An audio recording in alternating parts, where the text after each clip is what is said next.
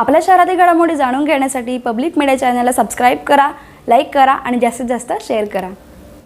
बदलापूर ग्रामीण पोलीस ठाण्याच्या हद्दीत एका विवाहितेवर बलात्कार करण्यात आला। या प्रकरणी पोलीस गुन्हा दाखल करून घेत नाहीत असं पीडित विवाहितेनं एका व्हिडिओच्या माध्यमातून म्हटलं आहे।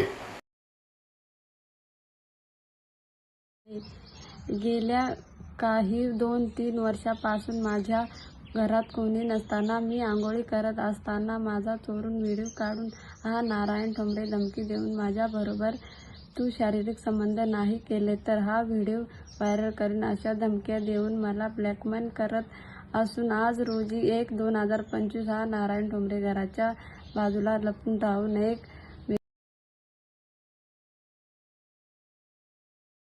मी सकाळी पहाटे 5 वाजता उठून भाजीसाठी कढीपत्ता तोडण्यासाठी बाहेर पडले असता हा नारायण ठोंबरे माझ्या हाताला धरून मला ओढीत घेऊन माझ्या तोंडावर हात दाबून माझ्याबरोबर शारीरिक संबंध करू नये माझ्यावर ओढून पाडून मला सांगत होता, तू जर तुमच्या घरी सांगितलं तर हा तुझा व्हिडिओ सगळीकडे व्हायरल करेन अशी धमकी देऊन मला देऊ लागला। मी पोलीस ठाण्यात तक्रार करून मला न्याय न भेटत नाही। पोलिसांवर आरोप होत असताना बदलापूर ग्रामीण पोलीस अधिकाऱ्यांना याबाबत विचारणा करण्यात आली। या प्रकरणी बदलापूर ग्रामीण पोलिसांनी गुन्हा दाखल करून आरोपीला अटक देखील केली आहे। आरोपीची रवानगी सध्या न्यायालयीन कोठडीत करण्यात आली आहे। मुळात याच्या मागचं तथ्य असं आहे की सदर प्रकरणामध्ये गुन्हा दाखल झालेला आहे।